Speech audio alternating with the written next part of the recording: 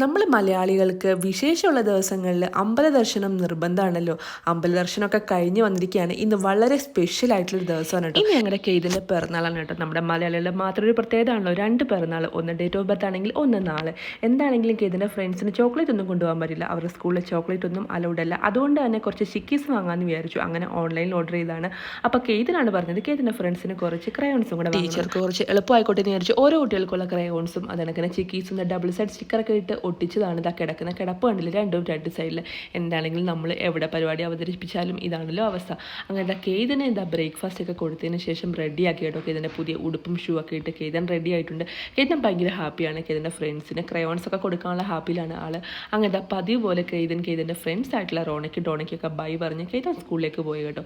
എന്താണെങ്കിലും കേതനെ ഇന്ന് സ്കൂളിൽ വിടണ്ടാന്ന് കരുതിയതാണ്. പക്ഷെ അവൻ പോയില്ലെങ്കിൽ എൻ്റെ കാര്യങ്ങളൊന്നും നടക്കില്ല.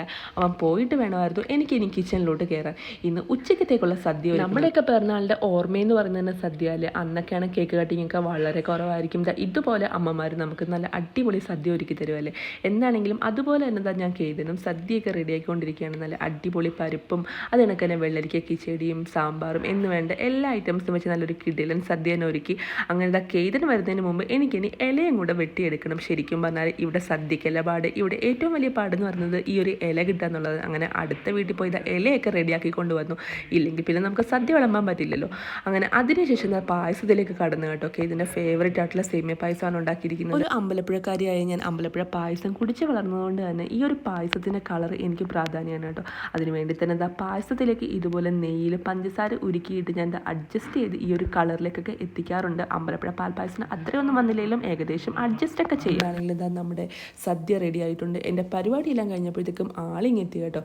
അങ്ങനെ ഇതിന് സദ്യയൊക്കെ കൊടുത്തതിന് ശേഷം നമ്മളിതാ കഴിക്കാനിരുന്നു. എപ്പോഴൊക്കെ സദ്യ ഉണ്ടാക്കിയാലും പുളിശ്ശേരി ഞാൻ തലേ ദിവസമേ റെഡിയാക്കി വെക്കും. അങ്ങനെ കുഞ്ഞു രാമായണത്തിൽ പറയുന്ന പോലെ അച്ചാറ് വന്നു, പപ്പടം വന്നു, പഴം വന്നു, അവിയൽ വന്നു, തോരൻ വന്നു, പിന്നെ ചോറ് വെത്തി. ഇപ്പം പരിപ്പും പപ്പടമൊക്കെ കൂട്ടി നല്ല അടിപൊളി ഒരു പിടിയൊക്കെ പിടിച്ചിട്ട് നല്ല അടിപൊളി പായസമൊക്കെ കുടിച്ചിട്ട് സുഖ വഴി ഒരു ഉറക്കം. അതാണല്ലോ നമ്മളുടെ ഒരു ശീലം.